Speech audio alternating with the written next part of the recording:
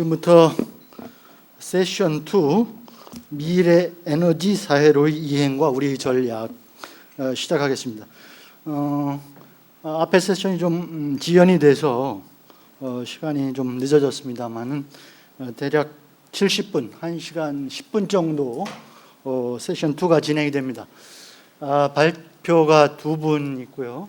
토론자가 이제 4분 있는데 앞에서 발제를 각 20분씩 40분 동안 하고 지정 토론을 20분 동안 진행하도록 하겠습니다. 그리고 시간이 남는 대로 한 10분 정도는 플로어 질문을 받는 순서로 진행을 하겠습니다.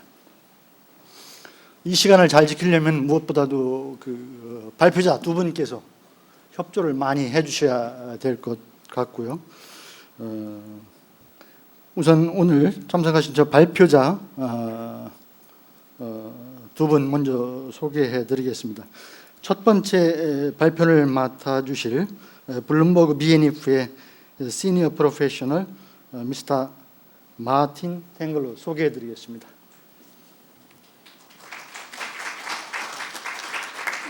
두 번째 발표를 맡아주실 에너지경제연구원의 김재경 연구위원 소개해 드리겠습니다.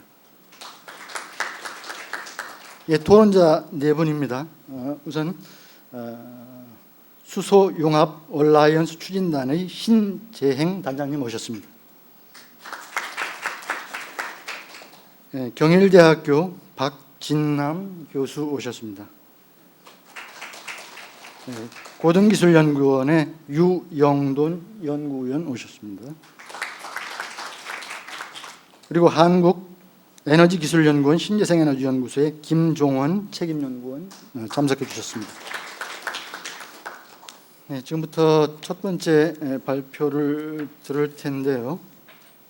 첫 번째 발표 주제가 하이드로젠, The Molecule to Power a Clean Economy입니다. 제목을 너무 멋지게 뽑아서 통역부스에서 어떻게 통역이 되고 있는지는 모르겠습니다. 하여튼 수소, 깨끗한 경제를 강화하는 분자, 저는 이렇게 해석하고 싶은데요. 첫 번째 스피커인 탱글러에게 발표 부탁드리겠습니다.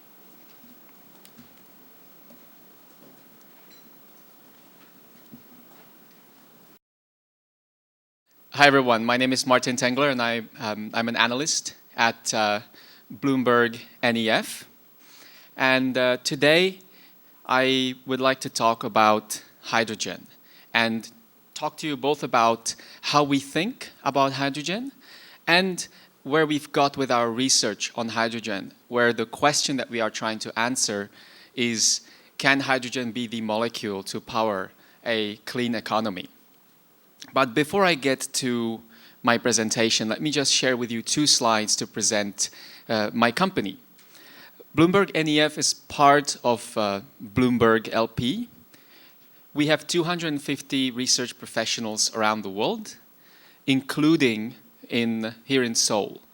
So we have the capability to both dive very deeply into local markets and also put them in a global context. It seems I'm having trouble with changing the slides. The kind of work that we do is, most of you, or many of you will probably have heard of us as a company doing research on renewable energy. And that's something that we have certainly started with many years ago when we were looking at wind, solar, batteries, and so on. But since then, we have expanded significantly. And now we look at comprehensive strategies for a cleaner and more competitive future. So we look at advanced transport, commodities, digital industry, and advanced materials. Recently, we have also set up a team on hydrogen, of which I am a member.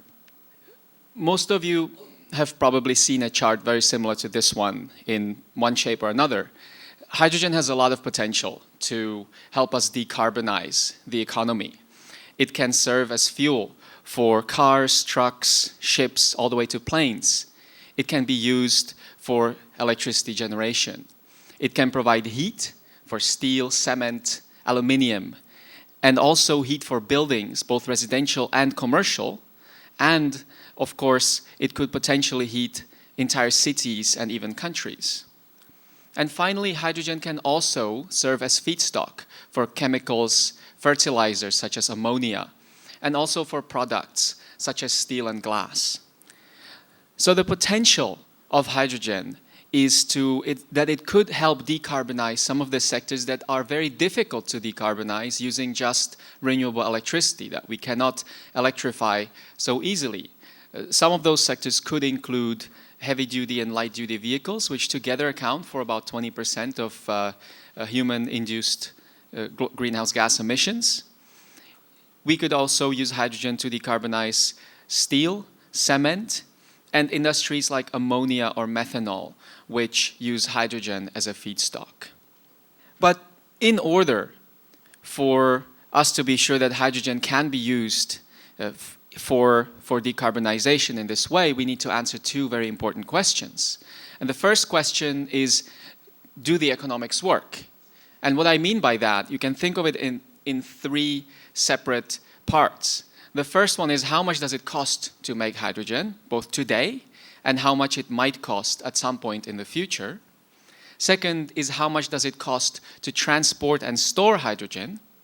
And finally, given these costs, can we find some kind of competitive edge for hydrogen in some of the industries that I have shown in the previous slide? And the second question is about strategic benefits and the pathway to scale. So today the hydrogen industry is not very large, and producing hydrogen out of renewables is quite expensive. So if we are to reduce the cost, we need to find a path to scale. So what is this path to scale? Who are the backers? What subsidies would be required? And what are some of the signposts that we should be looking for when we move towards a hydrogen economy to know that we are moving in the right direction? Today, I will talk about two of these things. The first is the cost of production, and second is the cost of storage. If I may ask for the next slide and the slide after that, thank you. This comes from two reports that we have published very recently. The first one on the left is Hydrogen, the Economics of Production from Renewables, published last week, and Hydrogen, the Economics of Storage, published last month. Both of these reports are available on the BNEF website and also on the Bloomberg terminal. So if any of you are interested in seeing them after the presentation, then please do reach out to me or to my colleague Soy, who's sitting over there in the front on the right. Let me start with the cost of production of hydrogen. And when I say production, I mean production from renewable energy. And in order to make hydrogen out of renewable energy, we need an electrolyzer. And the problem with the electrolyzer market today is that it is very, very small. Only 135 megawatt of electrolyzers were shipped globally in 2018. And when you compare that to the size of, say, a power plant, like a nuclear power plant, it's about 1/10 the size of a large coal plant or a nuclear plant. It's about the size of a very large solar power plant. So the market is extremely small, and it's very much concentrated in China, with about 60% of all the installations coming out of China. So that's the first piece of bad news, is that the market is very small. And because the market is very small, costs are also very high. If I may have the next slide, please. So today, a small electrolyzer system, say a couple kilowatts to a couple tens of kilowatts, in the West will cost anywhere between $12 and $14 per watt. If you scale up to several megawatts, you might reduce the cost about 10 times to $1.2 to $1.4 per watt. But this is very, very expensive still, and it's nowhere near enough to enable hydrogen produced from renewables to compete with hydrogen produced from fossil fuels on cost. So those are the two pieces of bad news. The market is very small and costs are very high. So this is where I give you a first piece of good news. Costs are not high everywhere. In China, a small-scale electrolysis system costs about 1/2 of what it costs in the West, and a large-scale system costs about 1/6 of what it costs in the West. And so you could think of China as a benchmark for where costs could converge, or where costs are most likely to converge in the rest of the world if the Western producers want to stay competitive. May I have this next slide, please? The second piece of good news is that the electrolyzer market is going to grow. And it's going to grow even if a hydrogen economy does not happen at all. So if you look at the chart on the left in blue, that's our conservative scenario for annual build of electrolyzers. And even by 2030, we still expect this market to about quadruple. And by 2050, we expect the market to grow 600 times, even without a hydrogen economy taking off. And should a hydrogen economy emerge, then we would expect, in an optimistic scenario, growth of about 70 times by 2030 and about 4,000 times by 2050. So there's a second piece of good news. Now, the third piece of good news is that costs are going to fall. Not only will the rest of the world have to converge to the levels of electrolyzer costs in China today if it wants to stay competitive, but also China itself is going to have its costs of electrolyzers fall. And that's for several reasons I'd be happy to talk about after this session. And the final piece of good news is about renewable energy. Renewable energy costs have been falling quite significantly. If I may have the next slide for that, please. Renewable energy costs have fallen significantly, and that's something that at BNEF we have been watching for 10 years or more than 10 years by now. Today, the cost of utility-scale PV in countries like China or the UK is about $60, $70 per megawatt hour. By 2050, we expect this to fall to about $20, $30 per megawatt hour. And a very similar story is for onshore wind, so about $20 per megawatt hour in many or most countries in the world.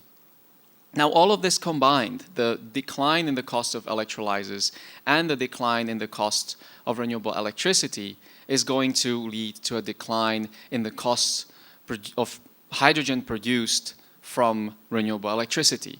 And if I may have the next slide on that. Levelized cost of hydrogen produced from alkaline electrolyzers today in 2019 is about $3.72 per kilogram, and from PEM electrolyzers about $4.50. By 2030, because we expect electricity and electrolyzer costs to decline quite significantly, this cost will fall to anywhere between $1.46 for alkaline and $2.90 for PEM electrolyzers. And by 2050, we expect both of these technologies to produce hydrogen for about $1 per kilogram. And this is the conservative scenario. In the optimistic scenario, by 2050, we expect about 80 cents per kilogram of hydrogen. Now, what all of this means is that by 2030, renewable hydrogen, if I may have the next slide, please, renewable hydrogen is going to start being competitive with hydrogen produced from fossil fuels. And by 2050, renewable hydrogen is most likely going to be cheaper than producing hydrogen from fossil fuels today. And the same goes for not only large projects, but also small projects. So the conclusion of the report of our report on electrolyzers is that costs are going to decline significantly, and by 2050, we would very much expect green hydrogen to be competitive against hydrogen produced from fossil fuels, even without a carbon price. Now, let's look at storage. And storage is actually a very, very important part of a hydrogen economy. And many people think of hydrogen as a great way to store energy. For example, to store energy from, say, curtailed renewable power plants. If I may have the next slide, please. So hydrogen is a great way to store excess renewable energy. But there's one catch with this, and that is you also have to be able to store the hydrogen. And if I may have the next slide and the slide after that, please. That's actually not nearly as easy as you might think. And that's because the energy density of hydrogen, the volumetric energy density of hydrogen, is much, much lower than, say, the volumetric energy density of natural gas.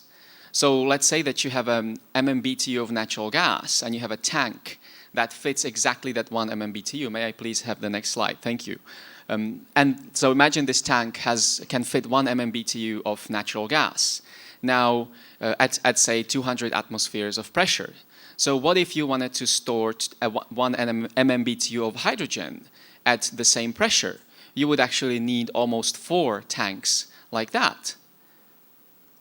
So what that means is that no matter what, you're always going to need more space to store hydrogen, and you're going to need more space for a hydrogen economy than you need today for natural gas. And I will get into what that means later in my presentation, but now let me just show you very quickly the ways in which hydrogen can be stored. And the first way I've already talked about, that's compressed tanks, pressurized tanks with hydrogen. And that is the most common way of storing hydrogen today, and we believe is going to remain a very common way of storing hydrogen for many years to come. But if you want to store hydrogen on a larger scale, you cannot store it in tanks because tanks are just not enough. You need to store it, for example, as gas underground. And 3 broad options exist for underground storage. The first one is in salt caverns on the left. This is already being done. So can you go back? So hydrogen is already being stored in salt caverns today. There are 3 salt caverns in the US and 3 salt caverns in the UK. You could also store hydrogen in rock caverns, which is not being done today, but the potential for it exists and is being tried in Sweden at the moment. And finally, you could also try to store hydrogen in a depleted natural gas field, which is a common way of storing natural gas. And that's also being tried in Argentina and in Austria today. You can try to liquefy hydrogen as well, which is what this slide is about. To liquefy hydrogen, or liquefying hydrogen means you can significantly reduce the volume you need to store the hydrogen by, say, 800 times or more. So that's very good news, but the problem with that is to liquefy hydrogen, you need to cool it down to minus 253 degrees Celsius, which is about 100 degrees colder than natural gas or liquid natural gas, and it's only about 20 degrees away from absolute zero. So it's a very, very difficult thing to do, and you need to have very specialized, very well insulated tanks to store that liquid hydrogen in, such as the one on the left. Or you could also try to combine hydrogen, the hydrogen molecule, with some other molecule, like nitrogen, and make ammonia out of that, store that in a tank, like the one in the middle. Or you could try to combine it with an organic molecule, like toluene, and make an organic carrier that you can also store in a tank. And then finally, you can also store hydrogen as a solid in metal hydrides. If I may have the next slide for that, please. And the next slide. Thank you. So without further ado, these are the 5 key findings from our hydrogen storage research. And the first finding is very important. Lots of storage is going to be needed in a hydrogen economy. Now, what do I mean by lots of storage? Let's first look at storage of natural gas. If I may have the next slide, please. Countries like China and the UK on the right today store about 5% of their annual demand of natural gas. And that's not enough for them, and they're building more storage as we speak in order to make sure that they can balance supply and demand more smoothly. On the other extreme, countries like France and other countries in Europe store more than 30% of their annual demand in order to ensure both supply and demand balancing and also security of supply. And the US is somewhere in the middle at 17% of annual demand, storing its natural gas in in hundreds of depleted natural gas fields and hundreds of salt caverns. So if we are to produce hydrogen out of fossil fuels such as natural gas, then it might be reasonable to expect that we would need similar levels of storage. But I wasn't talking about producing hydrogen out of fossil fuels. I was talking about producing hydrogen out of renewables. And of course, the sun doesn't shine all the time, the wind doesn't blow all the time, which means you might need even more storage in order to ensure supply and demand are always matching at any given time in the year. And we've calculated that you might need up to about 20% of your annual demand in storage capacity in order to ensure supply and demand can always be met. The second key finding is storing hydrogen is always going to cost more than storing natural gas. And that's not because of economics, it's because of physics. And I've already alluded to this in the example with tanks. You need almost 4 tanks of hydrogen for 1 tank of natural gas if you want to store the equivalent amount of energy. And the same goes for large-scale storage. If I may have the next slide, please. For 1 salt cavern of natural gas, you would need 3 to 4 salt caverns to store hydrogen. And so this leads a lot of questions. It seems I'm almost out of time. So let me quickly go through the rest of my slides. May I have the next slide, please? So the next slide is that the next finding is that storage is a very important driver of costs. And I will go very quickly through this one.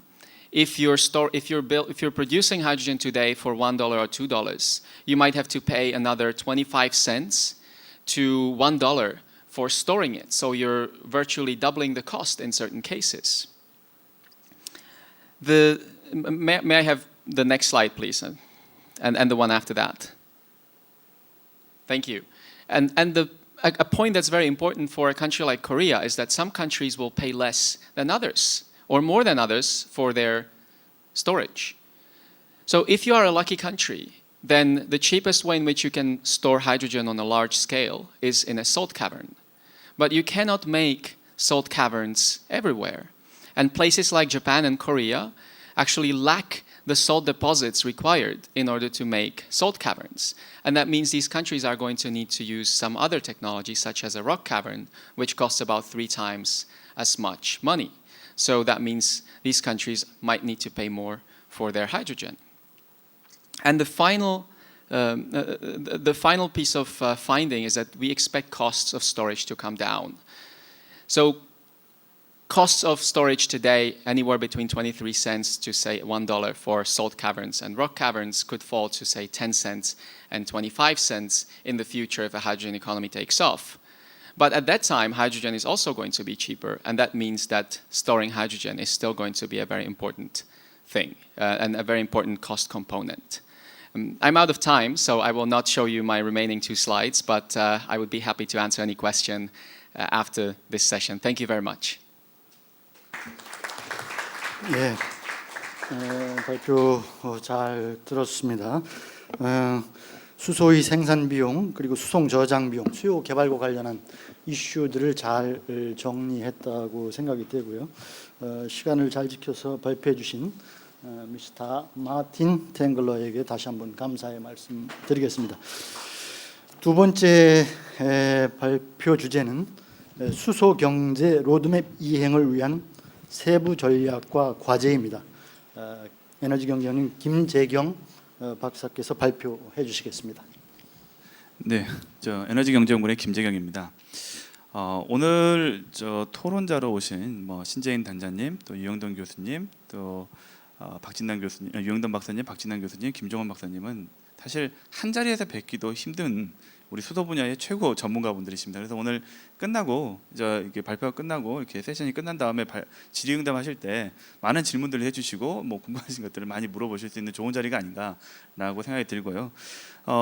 저희가 시간이 그렇게 많지가 않아서 간략하게 많은 내용들보다는 핵심적인 사항들, 특히 1월달에 발표된 수소경제 활성화 로드맵과 이 로드맵을 따라서 현재 진행되고 있는 정책, 그리고 이 정책의 앞으로 향후 과제들 이를 중심으로 좀 설명을 드리도록 하겠습니다. 자, 수소 경제가 무엇인가를 좀 설명을 간단하게 드리겠습니다. 사실 우리나라의 수소라는 것은 이미 오래전부터 사용되어 왔던 산업용 원료였습니다. 그래서 우리나라에서 지금 현재 가장 수소를 많이 쓰는 분야는 정유 공장에서 많이 쓰고 있습니다. 정유 공장의 탈환 공정에서 네, 많이 쓰고 있고요. 그래서 현재 국내에서 한 생산되는 그 연간 생산되는 수소량이 한 160만 톤이 넘습니다. 이 중에 한 70% 이상, 80% 정도는 현재 정유 공장에서 활용되고 있고요. 만들기도 정유 공장에서 많이 만들고 있습니다. 그 이외에 이제 다른 산업용 원료로서 가령 가성 소다를 만든다든지 또는 반도체를 만들 때 반도체 공정이라든지 철강 공정이라든지 제철 공정이라든지 이런 공정에서 많이 쓰이고 있는, 사실은 그동안 오랜 세월 동안 많이 전통적으로 써왔던 하나의 산업용 원료가 수소입니다. 물론 산업용 원료일 뿐만 아니라 많이 알려지지 않지만 이제 가령 정유 공장이라든가 석유화학 공장 이런 데서는 수소를 열원으로도 많이 사용하고 있습니다. 그래서 천연가스라든가 이런 걸 대체해서 태워서 쓰는 경우도 많이 있습니다. 알게 모르게 우리 주변에서는 수소를 많이 써왔고요.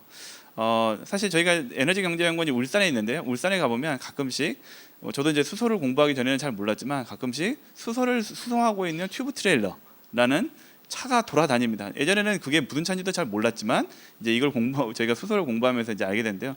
많이 돌아다니고 있고요. 파이프라인도 많이 깔려 있는 아주 전통적인 많이 사용되고 있는 겁니다. 그런데 이렇게 많이 사용되고 있는 수소를 수소 경제란 거는 결국 뭘 하겠다는 거냐? 이런 수소를 활용해서 에너지로 활용하겠다. 그래서 이 에너지로 활용하는 하나의 산업 또는 경제, 이걸 수소 경제라고 할 수가 있습니다. 근데 이제 문제는 이런 원료로 사용되는 수소를 에너지로 전환하기 위해서는 특별한 장치가 필요합니다. 이 장치가 바로 이제 보통 이제 연료전지라고 하는 장치입니다. 연료전지라는 개념은 여러 가지 제가 여기서 굳이 여기까지 시간 관계가 설명드리기는 좀 어렵고요. 뒤에 보면 전지라고 붙어 있습니다. 전지란 것은 보통 물리적 전지도 있지만 화학적 전지를 많이 사용하는데요. 화학적 전지는 크게 1차 전지, 2차 전지, 연료전지로 나뉩니다. 1차 전지는 우리가 쓰고 버리는 우리가 일반적으로 그냥 한번 쓰고 버리는 일회용 전지를 1차 전지를 하고요. 2차 전지는 재충전이 가능한 전지, 보통 우리가 우리 차에 들어가는 납축전지, 납배터리라고 하죠. 납배터리라든가 리튬이온 배터리가 2차 전지입니다. 현재 지금 우리나라는 2차 전지 산업을 상당히 지금 많이 육성하고 있고 많이 좀 성장해 있습니다. 대표적으로 전기차에 들어가는 배터리 산업, ESS, 잘 아시겠죠. 휴대폰, 이 전부 다 2차 전지 산업들로 지금 현재 많이 하고 있고요. 우리나라의 대표적으로는 삼성 SDI, 삼성, LG, 그다음에 SK, 그러니까 우리나라 재계서열 1, 3, 4위가 전부 이 사업을 하고 있습니다. 근데 연료전지는 비슷한 개념이지만 수소를 활용해서 수소와 산소를 결합해서 에너지, 즉 에너지인 전기 그리고 열을 만드는 장치입니다. 이 산업을 키워보자라는 게 사실은 수소 경제의 가장 중요한 핵심적인 사항이고요. 왜냐, 이게 어떤 경제적 가치, 앞으로 혁신 성장의 하나의 동력으로서의 잠재를 가졌다라는 것이 가장 중요한 하나의 핵심적인 원인이었습니다. 그래서 저 예상하기로는 2040년까지 앞으로 정부가 계획하고 있는 계획이 잘 이제 달성되면 GDP는 약 43조 원, 고용은 42만 명 정도의 고용 효과를 거둘 수 있을 거라고 생각하고 있고요. 이와 함께 뒤에서 잠깐 또 설명드리겠지만 환경적으로도 청정사회, 친환 이런 사회들을 구성하는 데 있어서 상당히 도움이 될 것이다. 그래서 이산화탄소라든가 미세먼지를 감축하는 하나의 수단으로서 인식을 하고 있습니다. 그럼에도 불구하고 한 가지 이제 문제가 되는 게, 사실 기술적으로는 우리나라가 특히 차량에 들어가는 연료전지 분야는 상당히 기술적으로 많이 올라와 있고 차도 개발되어 있습니다. 현대차에서 내놓은 넥소는 한 번 충전해서 가장 멀리 가는, 현재까지 나온 차 중에 가장 멀리 가는 자동차이고요. 또 발전용 또는 자가용 연료전지 분야에서 상당한 기술력을 쌓고 있고 잠재력을 가지고 있습니다. 그럼에도 불구하고 우리나라는 아직 너무 가격이 높고 인프라도 없어서 실제로는 시장이라고 부를 수 있는 그런 게 아직은 없었습니다. 그래서 이걸 육성하는 차원에서 만들어진 게 바로 수소경제 활성화 로드맵이고요. 이 수소경제 활성화 로드맵의 가장 중요한 핵심적인 목표는 바로 이 분야, 연료전지, 수소 전기차, 연료전지라고 이제 구분되어 있지만 사실 수소 전기차도 정확한 표현은 수소 연료전지 자동차입니다. 즉 수소 연료전지를 탑재한 자동차, 그리고 발전용 자가용 연료전지 분야를 세계 최고로 키우겠다. 이게 가장 중심이 된 목표입니다. 쉽게 말씀드리자면 이 상품들을 우리나라가 앞으로 수출 상품화하겠다라는 먼데한 목표를 가지고 이제 이 수도 경제 활성화 로드맵이 만들어졌다라고 보시면 됩니다. 사실 우리나라가 사실 우리나라는 기본적으로 수출을 가지고 성장해 온 나라입니다. 그래서 수출이 매우 중요한데 최근에 여러 가지 그동안의 수출 동력들이 많이 약화되고 있습니다. 뭐 잘 아시겠지만 반도체라든가 이런 분야들도 지금 어려움을 갖고 있고요. 그래서 계속해서 정부에서는 새로운 혁신 성장, 수출 동력원들을 찾고 있었고, 그 중에 하나로서 이 연료전지 분야도 하나 이제 선택이 되었고, 이제 키워보려고 지금 노력하고 있는 겁니다. 근데 이렇게 키우려고 하다 보니 맨 먼저 지금 고민해야 될 문제는 뭐냐? 사실은 이제 우리나라와 이 수소와 관련해서 여러 나라들이 사실 바라보는 관점이 좀 다릅니다. 많은 나라에서 최근에 수소 경제라는 이야기를 하고 있고, 이 수소 경제를 육성하려고 하고 있지만 나라마다 방점들이 조금 다릅니다. 저는 최근에 일본, 유럽, 그다음에 얼마 전에 호주도 왔다 왔는데요. 이분들하고 이제 많이 이제 수소 각 국가마다 이제 수소 전문가들하고 이야기를 해보면 조금씩 방점들이 다릅니다. 사실 일본하고 우리하고는 비슷한 것 같고요. 유럽, 호주는 조금 다른 것 같습니다. 유럽은 우리 저 BNEF에서 오신 탱글러 선생님께서 말씀해 주신 것처럼 재생에너지원을 활용하여서 이제 재생에너지로 이제 전력 구성을 깨끗하게 하는 이 시스템의 하나의 버퍼링 할 수 있는 수단으로서 방점을 찍고 있습니다. 반면에 호주는 뒤에서 잠시 설명드릴 수 있겠지만 아주 풍부한 재생에너지 자원을 가지고 있습니다. 이 재생에너지 자원을 활용해서 수소를 만들고 그 수소를 수출하겠다. 이게 가장 중요한 방점이었습니다. 그럼 우리나라는 뭐냐? 일본하고 우리가 비슷한데요. 이 두 호주나 유럽은 대부분 미래에 대한 이야기입니다. 2030년, 40년 먼 미래에 이걸 하기 위해서 지금부터 서서히 준비하자. 근데 사실은 수소를 만든다고 해서 이 수소가 쓰이지 않으면, 실제로 수요가 없으면 사실은 수소를 만들어봐야 소용이 없습니다. 그래서 한국과 일본은 사실 방점이 현재에 있습니다. 현재 지금부터 뭐 가까운 미래에 수소를 활용할 수 있는 시장을 만드는 것. 그래서 우리나라는 조금 자동차 쪽에 와 있습니다. 연료전지, 자동차 쪽을 중점적으로 키운다면 일본은 조금 방점이 이제 연료전지 발전 또는 뭐 자가용 연료전지, 에너팜이라고 매우 유명한 회사가 있는 것처럼 가정용으로 사용되는 연료전지 시장, 이쪽에 조금 더 무게중심을 두고 시장을 키우는데 핵심적인 무게중심을 두고 있습니다. 그래서 이런 방점을 두고 우리나라는 이제 우선 먼저 수소 전기차를 육성하는데요. 이런 뭐 숫자들은 이미 뭐 잘 알려져 있기 때문에 제가 숫자는 이제 생략하도록 하겠습니다. 뭐 이렇게 자동차라든가 하게 이제 보급 사업이 이루어지고요. 이제 자동차는 이제 수소차는 수소를 공급해주지 않으면, 외부에서 공급해주지 않으면 혼자서는 수소를 만들 수가 없습니다. 그래서 수소 충전을 할 수 있는 충전 인프라, 즉 충전 스테이션, 충전소가 필요합니다. 지금 2022년까지는 310곳, 2040년까지는 1,200곳을 만들려고 좀 하고 있습니다. 물론 여기에 대해서는 다양한 평가들이 있는데요. 뭐 가령 1,200곳 같은 경우는 이제 이게 상대적인 규모가 있고 절대적 규모가 있습니다. 상대적 규모라고 하는 것은 차량 충전소 한 곳이 차량을 몇 대 정도를 이제 커버할 수 있냐, 이거는 수익성과 관련이 있습니다. 보통 현재 러프하게 잡으면 주유소 같은 경우는 주유소 한 곳이 차량 2,000대를 보통 이제 커버를 합니다. LPG는 차량 1,000대 정도를 커버하는데, 이 정도 되니까 개별 사업장으로서 어느 정도는 먹고 살죠. 근데 최근에는 조금 이제 영업이 어렵습니다. 이걸 계산해 보면 대략 차량 한 대가 약 1,500대 정도, 이 정도를 커버할 수 있는 그 정도 수준으로 알려져 있습니다. 그래서 사실은 뭐 그렇게까지 뭐 이렇게 충전소가 경제성이 나오지 않느냐, 초기에는 경제성이 나오기 너무 어렵습니다. 현재로서는. 근데 장기적으로 보면 좀 이게 초기 단계에 정부의 지원을 통해서 어느 정도 조금만 운영을 조금 지지해 준다면 장기적으로는 이제 그 충전소들도 운영을 할 수 있지 않나라고 생각되고요. 반면에 이제 절대적 규모로는 1,200개는 좀 부족한 면이 있습니다. 왜냐하면 뭐 자동차라는 것은 기본적으로 여러분들이 다 내연기관차를 다 타고 다니시면 아시겠지만 이제 연료 탱크에 갈 수 있는 거리가 50km 미만으로 떨어지면 이제 경고등이 들어옵니다. 이게 이야기는 뭐냐면 우리나라 전국 어디에 차를 두더라도 50km 반경 안에는 주유소가 있어야지만 차를 몰 수 있다는 겁니다. 그 정도 수준으로 다 깔아줘야 되는데 아마 그 정도로 가기에는 조금 어려운 면이 있습니다. 그래서 사실은 승용차를 많은 속도로 보급하기는 좀 쉽지는 않고요. 그래서 주로 상용차 위주로 먼저 지금 가는 걸로 지금 현재 계획이 잡혀 있고요. 연료전지라든가 마찬가지로 자가용과 발전 연료전도 열심히 보급할 생각입니다. 계획입니다. 말씀드렸던 것처럼 수소를 만든다고 해서 수소가 팔리지 않는다면, 팔 시장이 없으면 수소를 만들 필요가 없습니다. 현재 시점에서는 사실은 뭐 재생에너지를 활용하든 뭐 천연가스로 개질해서 활용하든 그렇게 만들어진 수소는 실제로 쓸 데가 없습니다. 네, 뭐 뒤에서 잠깐 설명드리겠지만 그냥 부생수소라고 해서 부산물로 나는 수소만으로도 충분히 수요들을 대부분 다 커버하고 있고요. 조금씩 이제 천연가스라든가 나프타라든가 이런 걸 통해서 이제 수요를 충당할 수 있습니다. 하지만 이런 앞서 말씀드렸던 우리나라의 연료전지 시장을 만들려면, 그래서 빠른 속도로 이 연료전지 시장을 규모를 키워서 규모의 경제에서 단가를 떨어뜨려서 수출 상품을 하기 위해서는 어쩔 수 없이 우리나라에서도 수소가 공급돼야 됩니다. 그 공급할 수 있는 여러 가지 수단들이 필요한데요.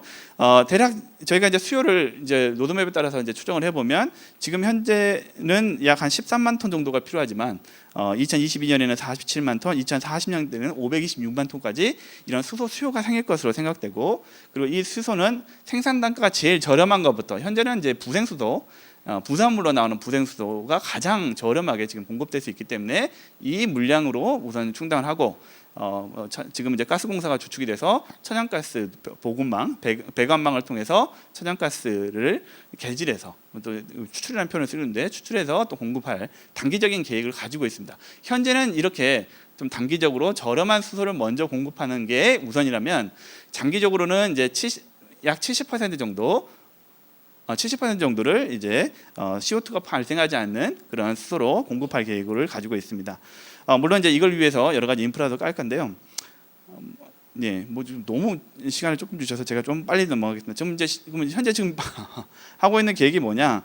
로드맵에 따라서 지금 현재 로드맵이 수립됐고, 지금 현재는 6월달에 이제 제 3차 애기본에 이 수소경제 로드맵의 내용들이 반영이 되었습니다. 지금 제도적으로 해야 될 것은 수소경제법이 빨리 좀 제정이 돼야 되고요. 그리고 거기에 따라서 수소경제위원회, 즉 컨트롤 타워도 생길 겁니다. 그리고 이번에 추경안에 또 많은 숫자들이 생겨서 2019년에도 상당량의 이제 보급이 이루어질 거고요. 이거는 이제 애기본에 들어가 있는 내용이고, 현재 이제 수소경제법이 지금 현재 수소경제법과 안전법이 통과돼서 지금 현재 국회에 계류 중에 있습니다. 이 법이 빨리 통과돼야 되는데요.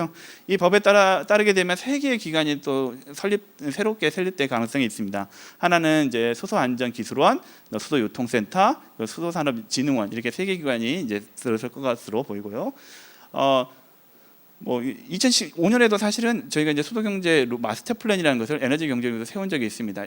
이렇게 마스터 플랜 세우고 이제 추진하다가 잘 안 됐습니다. 그래서 수소 경제를 추진하려고 보니까 이미 해봤는데 왜 안 된 걸 하느냐라는 비판이 있었습니다. 근데 2005년 것과 이번에 나온 것은 상당한 차이가 있고요. 가장 큰 차이는 첫 번째로는 이 당시에는 기술 개발이었습니다. 어차피 시장을 만들 수 있는 이렇게 연료전지의 기술적인 성숙도가 낮았기 때문에 대부분 기술 개발 로드맵이라면 현재는 시장 창출에 방점을 찍었다고 할 수 있고, 이것보다 더 중요한 점은 정책 환경의 차이입니다. 잘 아시겠지만 과거에는 에너지 전환이라는 어떤 특별한 정책 기조의 변화가 없었습니다. 하지만 지금은 정책 기조가 변화되고 이와 함께 연장선상에서 이게 논의되고 있기 때문에 실행 가능성이 매우 높다라고 생각됩니다.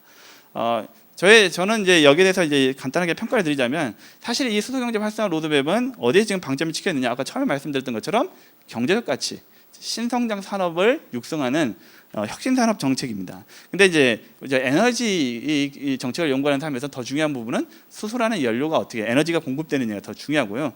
특히 이제 이 부분이 더 중요하다고 생각이 되는데, 앞서 말씀드렸던 환경적으로도 CO2를 저감하고 온실가스를 미세먼지를 저감한다는 이런 효과가 얼마나 나느냐 한번 계산해 보면, 저희가 이제 간단하게 계산해 봤습니다.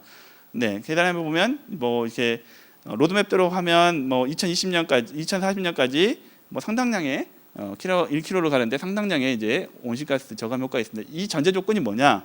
1kg를 만드는데 이제 미세먼지 온실가스 배출량이 그만큼 저감한다는 거고요. 이 전제 조건은 사실은 수소를 생산하는 게 훨씬 깨끗하게 생산하겠다, 앞으로 그렇게 하겠다는 현재 로드맵의 약속이 이루어져야 한다는 겁니다. 결국에는 이런 어떤 효과를 발휘하기 위해서는 실제로는 매우 깨끗한 수소, 소위 그린 수소라는 것으로 이제 생산하는 방점을 이제 중점을 바꿔야 될 필요성이 있습니다. 근데 이제 문제는 뭐냐?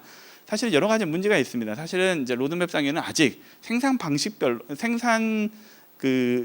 수소차라든가 연료전지라든가 이런 어떤 활용 첨발로 조달 계획은 들어있지 않습니다. 통으로 돼 있지 조달 계획이 없어서 구체적으로 조달 계획을 세워야 되고요. 이 그린 수소를 어떻게 공급할지 정확하게 좀 구분이 안 돼 있고, 더더욱 나아가서 도대체 그린 수소가 뭔지에 대해서도 획정이 안 되어 있습니다. 그래서 획정하는 것부터 좀 하는 게 필요할 것 같고요.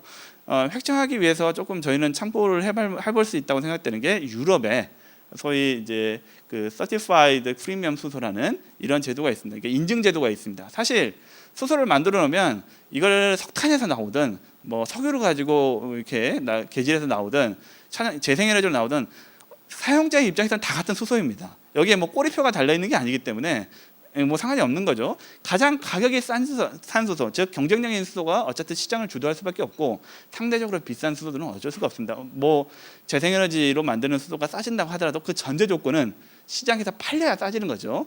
이제 그러기 위해서는 뭐가 필요하느냐?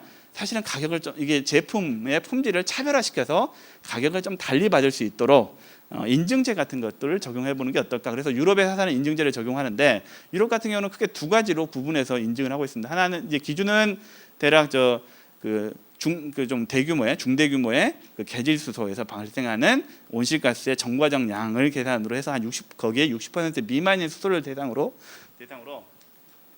이제 그린 수소는 완전히 재생에너지만 만들면 그린 수소가 되고요.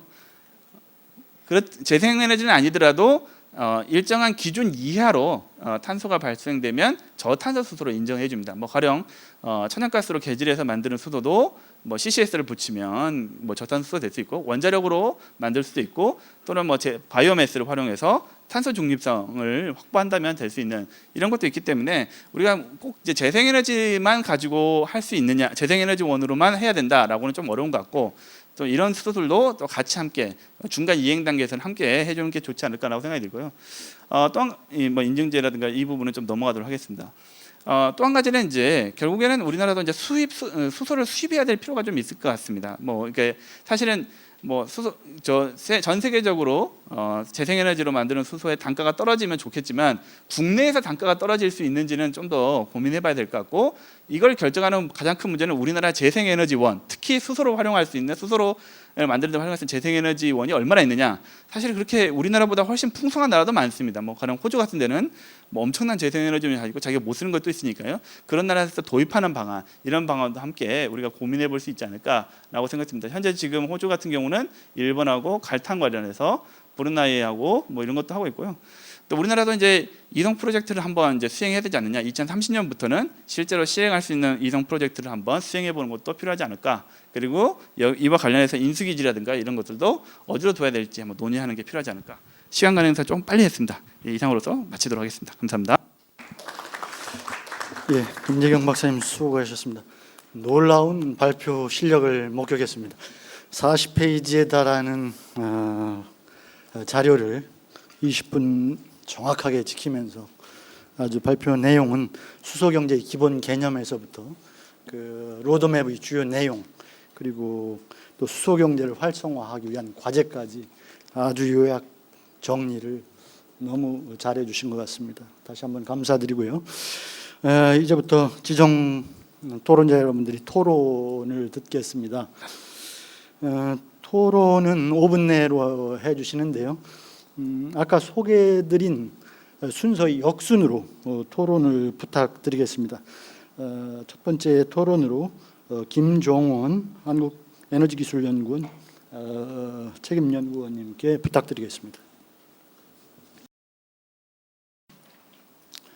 저는 한 몇 가지 우선 생각나는 걸 먼저 좀 말씀드리겠습니다. 어차피 로드맵상에 나와 있는 거 잘 뭐 요약해서 말씀해 주셨고요. 또 첫 번째 연사께서도 전체적인 큰 시각에서 한번 좀 밟아 주셨는데요.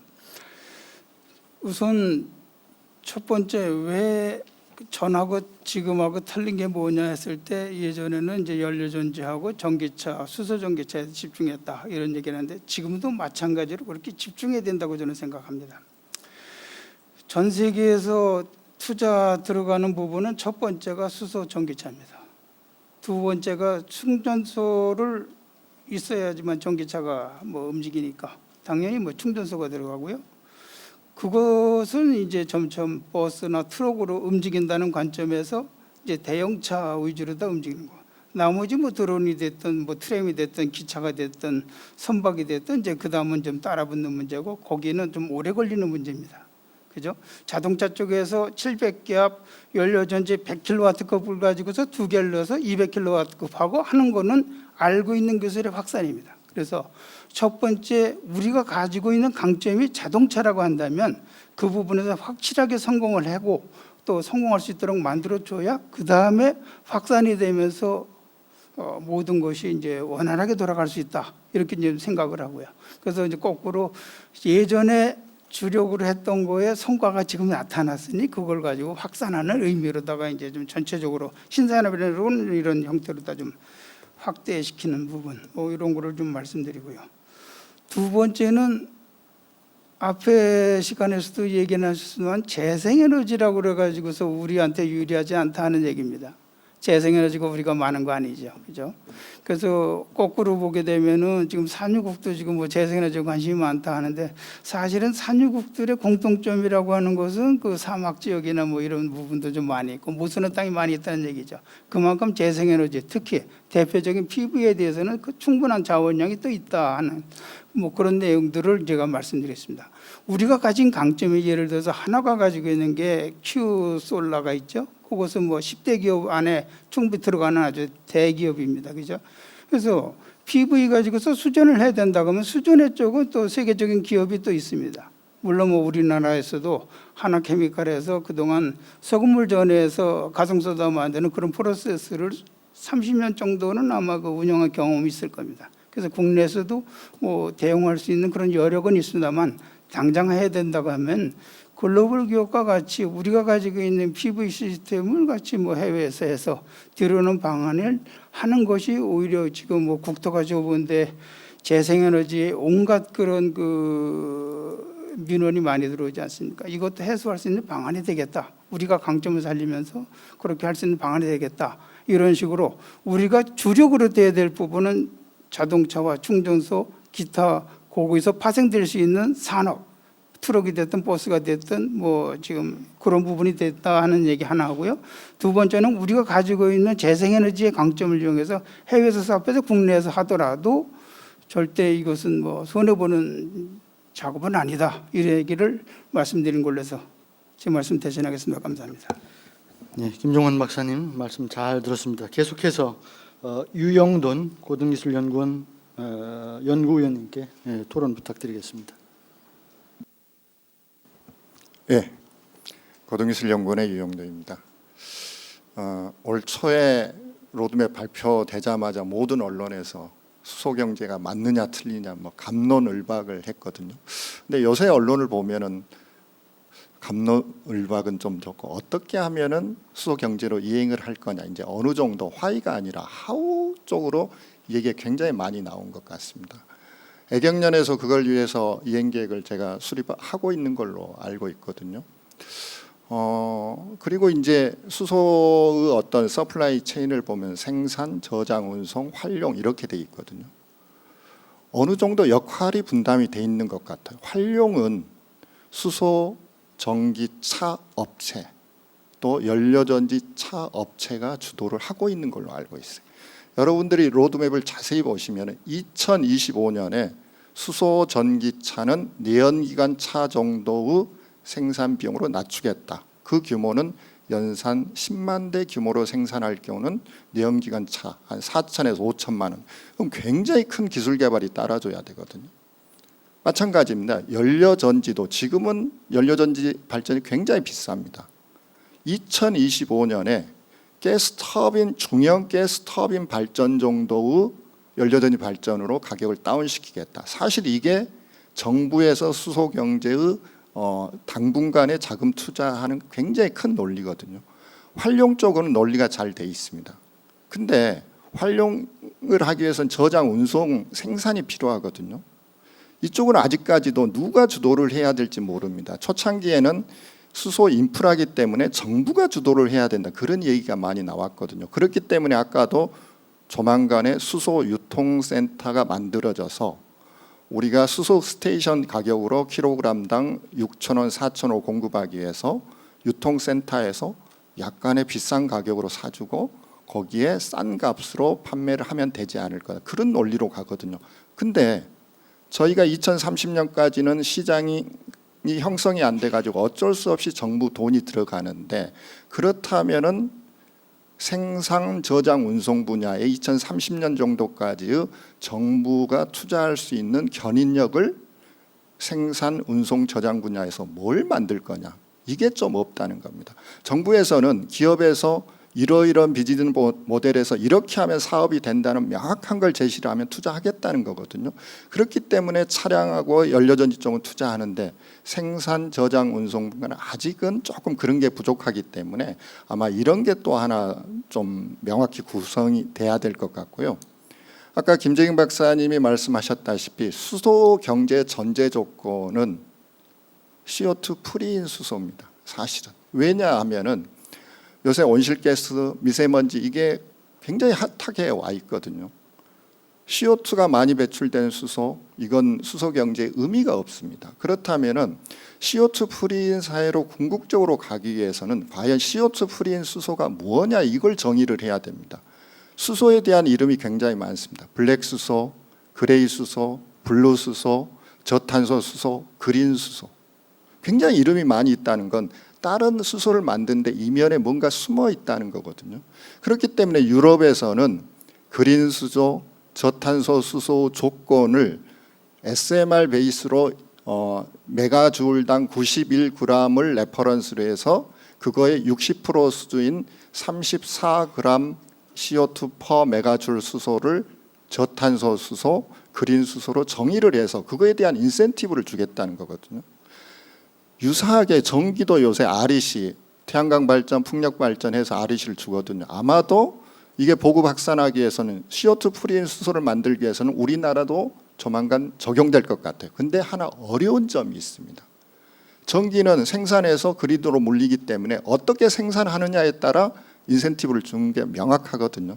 근데 아쉽게도 수소는 생산해서 어떻게 저장, 운송하느냐에 따라 온실가스 배출량 이게 달라지거든요. 그렇다면은 우리도 수소에 대한 인센티브를 주기 위해서는 생산을 어떻게 할 거냐도 물론 중요하지만은 저장 운송을 어떻게 하고 과연 우리가 말한 CO2 프리인 수소의 정의를 어떻게 할 거냐를 조만간 정립을 해야 그렇지 않으면은 값싼 천연가스 수소로 가버리기 때문에 궁극적인 CO2 프리인 수소의 이전이 늦어질 가능성이 있기 때문에 우리나라도 CO2 프리인 수소를 어떻게 만들고 그걸 어떻게 정의를 해야 될 거냐 조만간에 결정이 돼야 될 사항이라고 생각합니다. 이상입니다.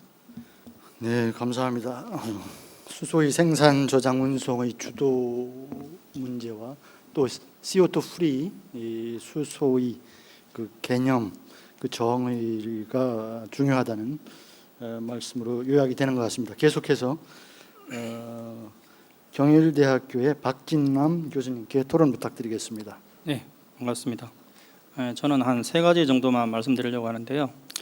먼저 오늘 그 김재경 박사님도 발표하셨지만 그 정부의 이제 수소 로드맵에 보면 수소 수요량이 있습니다. 수요량이 2030년에 한 200만 톤 정도 되고 2040년에 대략 500만 톤 정도 됩니다. 근데 이 어떤 정부의 그 수소 로드맵에 있어서 수치를 너무 좀 깊이 들여다보시면은 수치에 매몰되시지 말고 어떤 정부의 의지나 방향성을 참고하시는 게 좋을 것 같고요.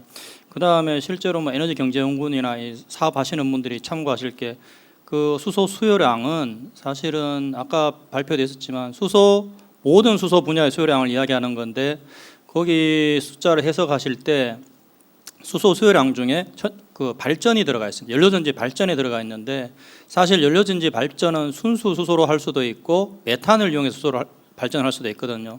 근데 이 계산에는 그 수소 수요량에는 메탄을 이용한 연료전지 발전에 중간 과정에 거치는 수소도 다 들어가 있기 때문에 사실은 우리가 머릿속에서 막연히 생각하는 수소 경제로 따지면은 그 수소 수요량을 훨씬 작게 잡아야 됩니다. 그 이제 나중에 수소 수요량을 생각할 때 이게 진짜로 수소를 쓰는 거냐 아니면 연료전지 발전해서 메탄을 거치는 수소라는 걸 좀 구별해서 계산하시는 게 좋을 것 같고요.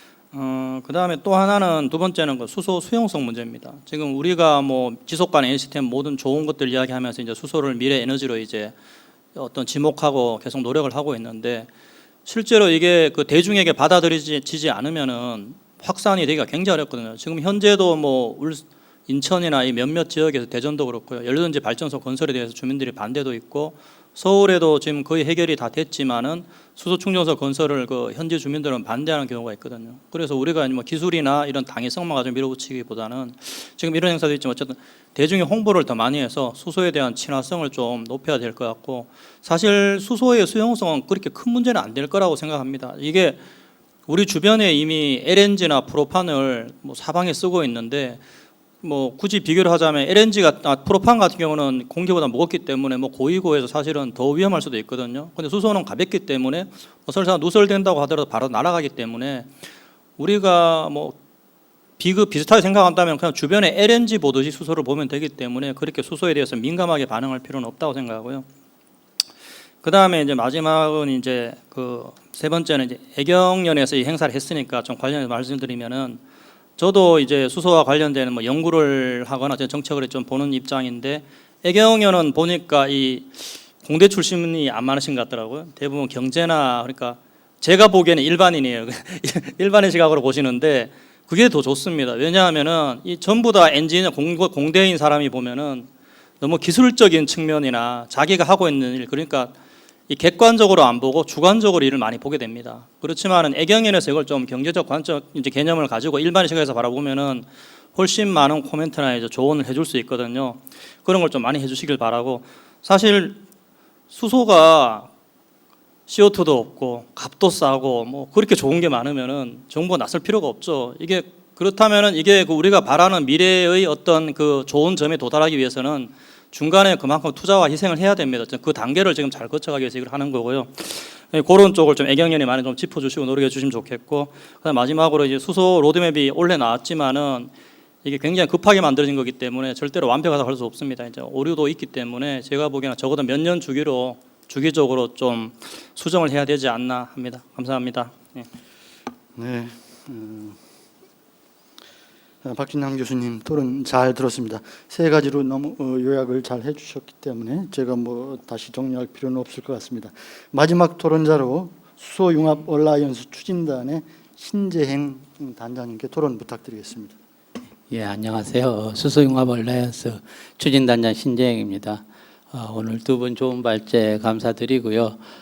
정부가 이제 1월에 수소경제 로드맵을 발표를 했습니다. 그래서 2040년까지 이제 세계 수소경제를 선도하는 국가로 좀 발돋움하겠다라는 어떤 야심찬 목표를 제시를 했는데, 이제 발표한 지 벌써 이제 한 7개월이 지났습니다. 그러다 보니까 이제 많은 분들이 로드맵 발표 이후에 지금 무엇이 어떻게 좀 진행되는지 뭐 이런 부분들에 대해서 많이 좀 궁금해 하시더라고요. 그래서 개략적으로 좀 살펴보면은 이제 산업부 이제 각 부처별로 자기 소관 분야에 대해서 지금 추진을 하고 있는데, 산업부 같은 경우에는 이제 뭐 에너지 기본 계획의 수소를 반영하는 내용이 이미 있었고요. 그리고 이제 로드맵을 이제 구체적으로 실현하기 위한 어떤 그 기본 계획을 지금 만드는 작업을 하고 있고, 그다음에 이제 수소 경제법 에 대해서 이제 정부안을 만드는 작업을 또 이제까지 해오고 있습니다. 그리고 이제 환경부 같은 경우에는 이제 수소차와 뭐 충전소 보급 예산을 계속 좀 늘려가고 있고요. 그리고 이제 국토부 같은 경우에는 이제 수소도시하고 그 다음에 이제 수소 교통 체계 구축 부분, 그리고 이제 에카 플랜트 사업 쪽을 지금 하고 있고요.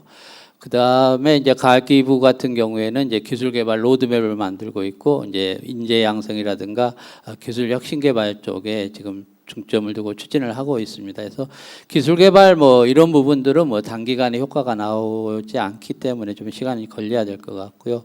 뭐 잘 아시다시피 수소차나 이제 수소 충전소 부분은 지금 굉장히 급격하게 지금 보급이 되고 있습니다. 작년에 수소차 같은 경우에는 한 890대 정도 보급이 됐었는데, 지금 7월 말 기준으로 보면 뭐 약 2,800대까지 지금 보급이 되고 있습니다. 일본이 작년 말 기준으로 한 3,000대 정도 보급이 된 걸 감안을 하면 우리가 올해 지금 뭐 한 5,500대, 5,400대 분 정도 예산이 반영돼 있어서 뭐 일본도 곧 뭐 우리가 앞서지 않을까 하는 생각도 해봅니다.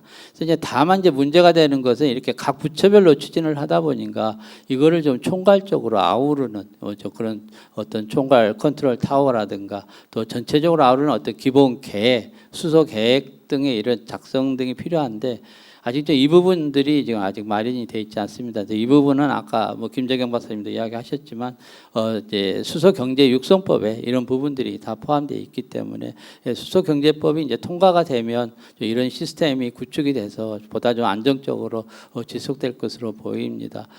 수소경제법은 이제 제정이다 보니까 이제 시행령을 만들고 시행 규칙을 또 만들어야 됩니다. 그래서 설사 올해 국회에서 통과된다 하더라도 실제 시행은 뭐 내후년 정도 되기 때문에 좀 가능하면 빨리 좀 마련이 돼야 된다고 생각을 합니다.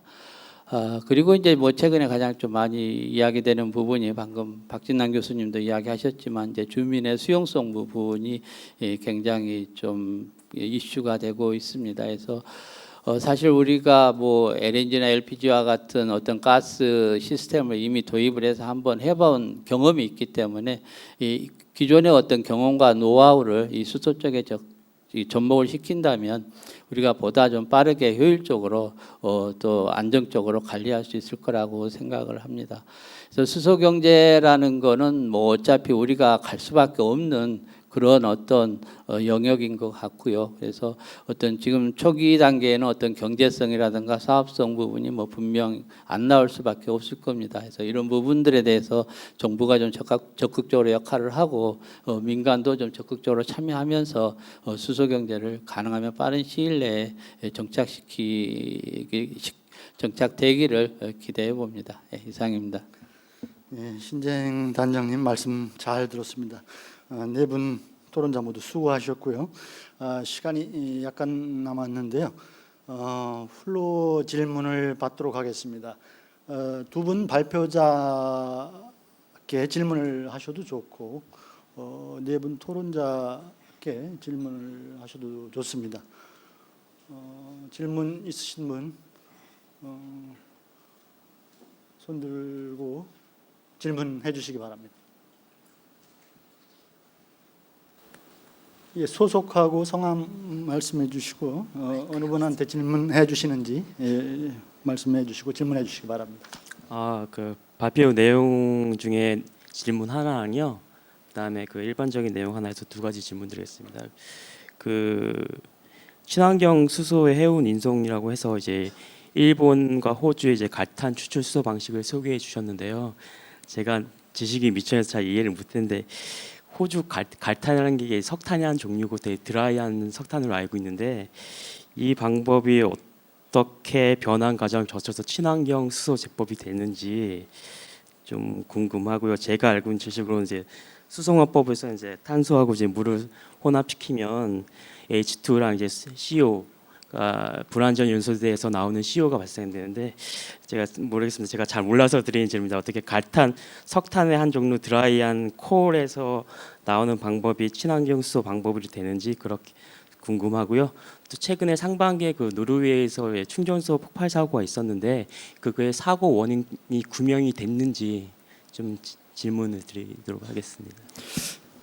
예, 김재경 박사님 발표 자리에 나왔던 내용이고 최근에 호주를 다녀오셨으니까 예, 아마 기술적인 내용이라서 그거는 제가 그러니까 첫 번째 질문은 제가 답하는 게 좋을 거 아마 두 번째 거는 신 단장님이 두 번째 거는 아마 신재경 단장님이 아실 것 같고요. 첫 번째 거는 그 첫째로 이제 말씀하신 게 맞고요. 이게 갈탄이 석탄 중에서 거의 저급 석탄이거든요. 활용도가 낮습니다. 저급 석탄이 수소를 생산하는 건데 이제 호주 빅토리아 지역에 굉장히 많이 있어요. 그러니까 이게 메탄이랑 똑같습니다. 따지고 보면. 그러니까 단지 그러니까 뭐가 됐든 화석 연료면은 카본하고 수소, 그러니까 탄소하고 수소로 다 돼 있으니까 여기에다 물을 집어넣으면은 결국 탄소는 CO2로 가고 CO2 만들고 나면 나머지 수소는 전부 다 수소로 생산이 가능하거든요. 물론 이야기하신 대로 CO2가 많이 나옵니다. 천연가스 대비.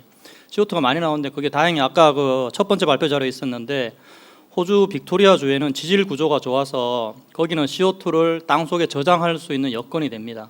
그래서 이게 이제 그린 CO2라는 이야기하는 그린 수소라고 말을 하는 게 갈탄을 이용해서 이제 수소로 생산하고 나오는 CO2는 다 회수해서 땅 속에 파묻겠다는 개념이 있기 때문에 이제 그린 수소라고 부릅니다. 네, 되셨나요? 네네. 예, 그 노르웨이 충전소 건에 이제 대개 폭발이라고 많이 이야기를 하고 계시는데요. 아직 뭐 최종 결과는 나오지 않은 걸로 알고 있는데 폭발까지 간 건 아니고요. 이제 밸브가 이렇게 느슨하게 풀리면서 거기서 수소가 누출되고 거기에 이제 점화가 된 그런 사례로 알고 있습니다. 그래서 그 노르웨이 충전소 같은 경우에는 안전 자동화된 어떤 시스템이었는데 이제 누출이 되면 좀 센서 같은 게 작동이 되면서 체크가 됐었어야 되는 것 같은데 아마 좀 그런 센서 부분이 좀 미진했다는 이야기를 제가 들었습니다. 예. 네, 두 분 박진남 교수님, 신재영 단장님 감사드리고요. 또 다른 질문 있으십니까? 네, 발표 잘 들었습니다. 궁금한 게 있습니다.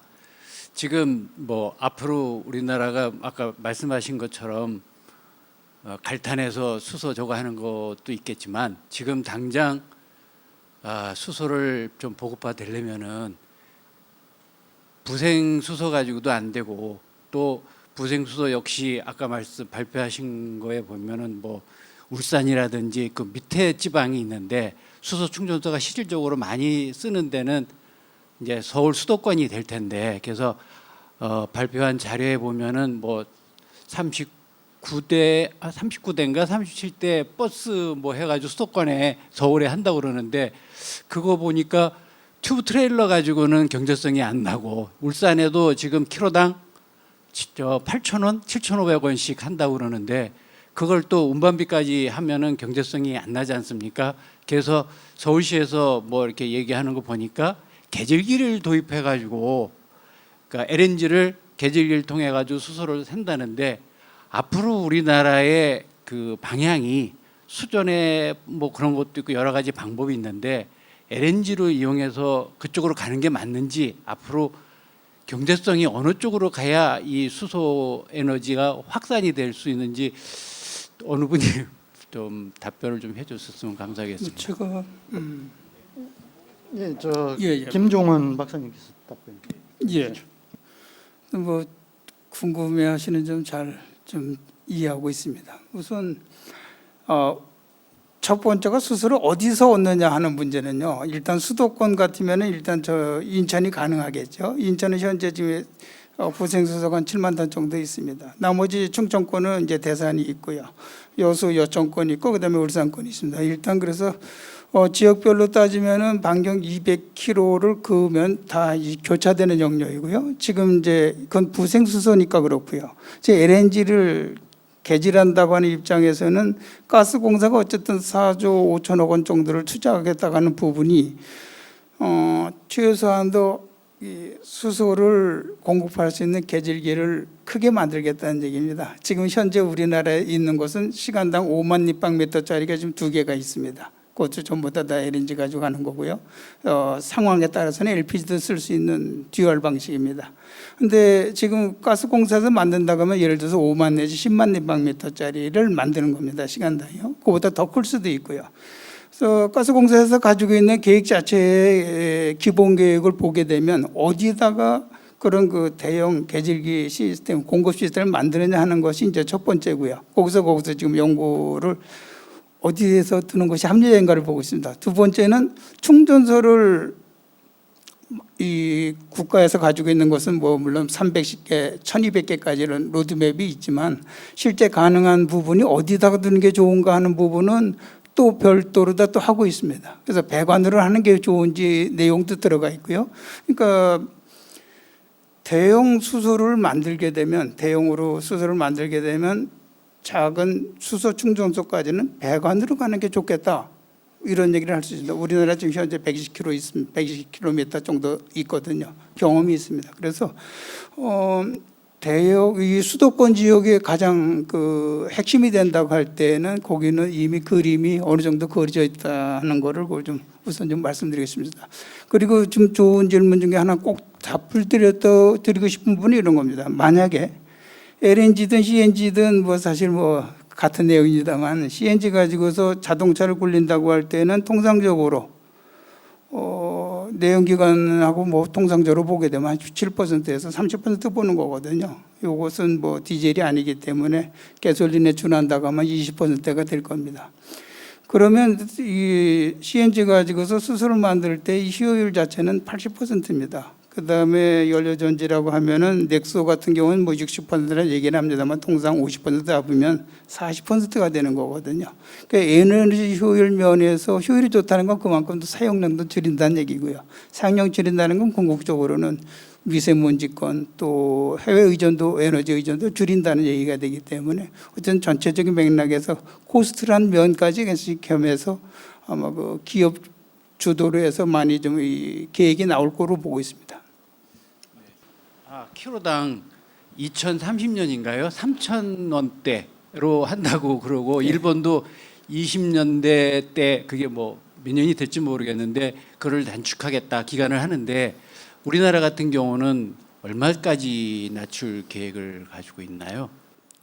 만약에 30년대를 얘기를 하고 저는 저 수치는 뭐 우리도 비슷하게 그릴 거라고 봅니다. 왜냐하면 이번에 IEA 보고서에서 G10이 6월 달에 했던 거예요. 일본에서 했던 거에 보고서를 7가지를 리코멘데이션 해준 부분이 있습니다. 보고서를 내고서 그 마지막 결론 부분이 이런 부분입니다. 수소가 교육 대상이 된다는 겁니다. 수소가 교육 대상이기 때문에 우리가 만드는 게 비싸다고 하면 당연히 수입을 해야 되는 거고요. 아까도 저 호주도 얘기했습니다만 호주가 가지고 있는 강점은 갈탄 쪽이 아니고 사실은 PV 쪽입니다. 그래서 거기서도 똑같이 그린 수소라고 얘기할 땐 거기서는 PV 하이드로젠을 또 얘기를 하는 거거든요. 뭔가 수요가 있다고 하면 공급할 수 있는 데는 재생에너지를 많이 가진 나라는 다 같은 계획을 세우고 있습니다. 그래서 일단 교육 대상이 된다는 관점에서 미국이 그렇다고 하면은 뭐 그거보다 좀 높은 정도라고 하더라도 우리나라에서도 공급받는 가격 자체는 실현이 될 거라고 보고 있습니다. 좀 부연 설명을 좀 드리자면 그 산업부에서 뭐 여기 계신 분들도 많이 참석하셨지만 산업부에서 다음 주 아니면 늦어도 지금 추석 전까지 우리나라에 지금 2022년까지 충전소 310곳을 어디에 지을지 그리고 거기에 어떻게 수소를 공급할지 계획을 발표할 예정입니다. 이미 어느 정도 이제 윤곽이 나왔는데요. 수도권 지역에는 대략 한 50개 정도 이제 충전소가 들어오는데 우선 이제 공급 방식은 이제 인천에서 부생 수소로 이제 공급을 하고 뭐 일정 정도는 파이프라인과 튜브 트레일러로 이제 공급하는 구체적 계획들이 현재 지금 나와 있습니다. 그리고 추가적으로 또 한 가지 또 말씀을 드리자면 이제 정부의 로드맵상의 이제 수소 충전 가격의 목표 가격은 현재는 지금 정책 가격이 8,000원이 됩니다. 킬로그램당 8,000원. 이거는 수소 충전소의 소매 가격이고요. 이제 목표 가격은 이제 수소 충전소에 공급되는 가격, 소매 가격은 아닙니다. 공급 가격이 2040년까지는 킬로그램당 6,000원대까지 낮추는 걸로 지금 되어 있습니다. 이 6,000원은 이제 생산 가격과 이송 가격까지 다 합쳐서 그렇게 되어 있다는 점을 좀 말씀드리고 싶습니다. 이상입니다. 조금 추가 설명을 드리겠습니다. 이런 질문을 많이 받아요. 수소를 필요한 데서 만드는 온사이트 방식으로 할 거냐, 딴 데서 만들어서 수송하는 옵사이트 방식으로 할 거냐, 이런 질문 물어보거든요. 근데 그건 잘 모릅니다. 이렇게 할 수밖에 없습니다. 그 이유가요. 수소 최종 가격은 얼만큼의 양을 얼마만큼 수송할 거냐에 디펜던트합니다. 잘못 계획을 세워놓으면은요, 수소 제조 원가는 예를 들어서 킬로그램당 3,000원인데 수송 원가가 4,000원 해가지고 소요지까지 멀리 보내면 7,000원까지 나올 수가 있습니다. 그렇기 때문에 최근에 이제 정부에서 어느 지역 같은 게 결정이 되면은 그 지역에 가장 효율적으로 값싸게 공급할 수 있는 방법이 뭐냐를 다시 분석을 합니다. 양이 적을 때는 말씀하셨다시피 부생수소를 뭐 튜브 트레일러로 하는 게 좋고 근거리다면은 파이프로 하는 게 좋은데 양이 많아지면은 점점 양하고 거리가 디펜던트 하기 때문에 뭐가 좋다고 단적으로 말씀드리기가 굉장히 어려운 문제가 됩니다. 답변 잘 해주셨고요. 당초 세션 2가 30분에 끝나게 되어 있고 30분부터 50분까지 종합 폐회를 하게 되어 있었는데요. 종합 폐회를 생략한다는 연락을 받았습니다. 그래서 아까 손 드신 분이 한 분 계셨기 때문에 간단하게 질문 거기까지 받고 이번 세션 끝내도록 하겠습니다. 질문해 주시죠. 네, GS 칼텍스 에센트 전략팀에 있는 김익현 차장이라고 합니다. 좀 현실적인 질문 간단히 드리고 끝내겠습니다. 저희 에너지 기업 정유회사 입장에서는 이제 향후 다가올 10년, 20년 내는 전기차가 이제 대세가 될 것이고 20년, 30년 후에는 이제 수소 경제가 이제 수소차가 대세가 될 것이라는 이제 예상이 많은데요. 그러면 결국 수소와 전기차가 대세가 됐을 때 현재 휘발유나 디젤에 붙고 있는 세금처럼 결국은 그쪽 영역에서도 마일세 같은 영역이 존재할 것 같은데 그런 부분도 같이 이제 경제성에 고민을 하셔서 향후 로드맵을 세우시는지 좀 궁금합니다. 그 전기차든 수소차든 이제 그 어떻게 과세할 것이냐의 문제는 이제 곧 이제 논의가 될 것 같고 애기본 지금 제3차 애기본에도 장기적으로 전기차와 수소차에 대해서 과세 문제를 논의해서 포함시키도록 되어 있습니다. 그리고 저희가 이제 뭐 수소차나 전기차랑 비슷한데요. 한번 이제 연구도 해봤습니다. 어떻게 하면 이 차들에 과세를 할 수 있느냐. 현재 지금 유류세, 그러니까 내연기관차를 이용하시는 분들이 내고 있는 유류세에는 사실은 유류세가 왜 어떤 명목으로 붙는지가 상당히 복잡합니다. 근데 이제 저희가 봤을 때 지금 이제 도로의 인프라를 관리하고 뭐 까는데 들어가는 비용이 있습니다. 이게 대략 그 일정 부분은 지금 유류세 중에 일정 부분이 그 부분이 있는데요. 이 부분 정도는 사실은 우선적으로 전기차나 수소차도 뭐 연료가 어떤 것이든 상관없이 그는 도로를 활용하는 데 있어서의 수익자 부담 원칙에서 들어갈 수 있는 부분이 있으니까 우선적으로 그 부분부터 이제 수소차나 전기차도 과세 체계 안에 들어와야 하지 않느냐. 아마 그런 식으로 아마 주장해서 앞으로 장기적으로 갈 것 같고요. 근데 이 논의는 현재 단계에서는 조금 과세 논의는 어려운 게 이 전기차도 그렇고 수소차도 목표는 물론 이제 애기본에는 지금 뭐 2040년까지 뭐 전기차는 830만 대, 뭐 로드맵상에는 이제 수소차는 290만 대, 둘이 합치면 거의 1000만 대가 넘어가는 거의 전체 자동차 스탁의 한 절반 정도를 차지하지만 이거는 이제 목표인 거고 현재 이들 차들은 현재 다 보조금을 받고 있습니다. 이게 보조금을 받지 않고서는 아직까지는 이제 판매가 되지 않기 때문에 현재로서는 과세 논의까지는 가기는 어렵지만 대략 한 2025년 이후가 되면 이제 보조금 체계에서 완전히 벗어나서 실제로 경쟁 관계가 되게 내연기관차와 진짜 경쟁 관계가 되면 이때는 이제 실제로 이제 과세를 하는 방안으로 아마 논의가 또 될 것 같으로 보고 있습니다. 네, 이상입니다. 그렇다면 지금 세율의 한 6.5%, 즉 한 15조나 연간 그게 세금인데 그거를 이 전환하면은 그거를 어떻게 그 수소에 보험가에 부담을 시켜야 되지 않겠습니까? 전기차는 전기료에 부담을 시키든지 해야지 환경부나 산재부 같은 데는 일체 업무를 안 해요. 그거에 대해서 그게 항상 쇼크입니다. 세율의 6.5%에 해당하는 거를 어디서 마련할 거냐, 포기를 다른 데서 마련할 거냐 되는 거를 관계부서는 전혀 얘기를 안 하니까.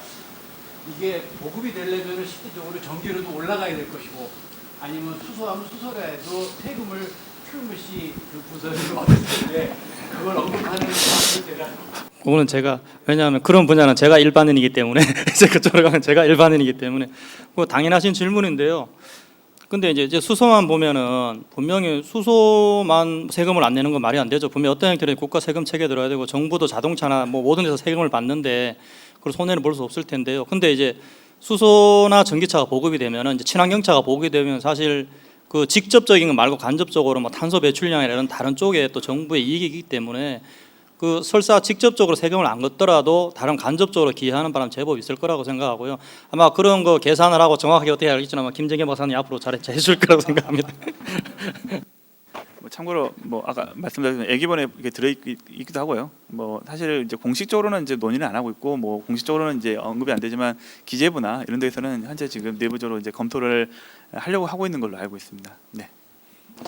잠깐 하나만 좀 질문 한번 합시다. 예. 질문 또 있습니까? 예. 지금 우리나라의 경우에는 그 전기차보다는 수소연료 전기차에 좀 관심을 갖고 지금 나가고 있는 그런 입장입니다. 오늘 다행히 그 블룸버그에서 와서 또 오늘 발표를 해주셨기 때문에 예국의 경우에는 전기차와 수소연료 전기차의 비중을 어디다가 두고 지금 개발하고 있는 것인가 하는 것이 좀 궁금하고 그렇다고 한다 그러면 우리 대한민국에 있어서의 그 수소연료 전기차의 방향은 바로 가고 있는 것인가 하는 것에 대한 우리 나름대로의 의문이 있습니다. 블룸버그 입장에서 볼 때 어떻게 생각하시는지 그 내용을 좀 말씀해 주시면 감사하겠습니다. Thank you for the question. As far as we have seen costs going, the cost of electric vehicles are going significantly are going down significantly faster than the cost of fuel cell vehicles. And the reason for that is that there's a lot more electric vehicles being sold in the world, everywhere, compared to fuel cell vehicles. So fuel cell vehicles are sold, as somebody mentioned today, in the thousands in Korea and Japan, but electric vehicles are sold in the millions. So most countries are looking, I would say, primarily at electric vehicles, at least when it comes to passenger transport. Now, if you look at transport of goods, so let's say heavy-duty vehicles, that's where it seems that hydrogen might have an edge, because you just cannot have enough batteries to fit in a truck to transport heavy goods across long distances, whereas that's where fuel cells could have an advantage because of the higher energy density of hydrogen compared to batteries. So did I answer your question? 우리 미스터 탱글러에게 특별히 질문해 주신 김준호 박사님께 감사드립니다. 질문 안 하셨으면은 아마 그 탱글러가 서운해했을 것 같은데 질문해 주셔서 감사드리고요. 예, 세션 2에서 좋은 자료 작성해서 발표해 주신 두 분 발표자, 그리고 좋은 토론해 주시고 또 플로어 질문도 아주 답변을 잘 해주신 네 분 토론자께 감사드리고요. 세션 2에 참석해 주셔서 적극적으로 질문해 주시고 또 끝까지 경청해 주신 모든 분들에게 감사드리고, 세션 2 미래 에너지 사회로의 이행과 우리의 전략 마치고요. 에너지 경제연구원 개원기념 세미나도 여기서 모두 마치겠습니다. 편안하게 돌아가시기 바랍니다. 감사합니다.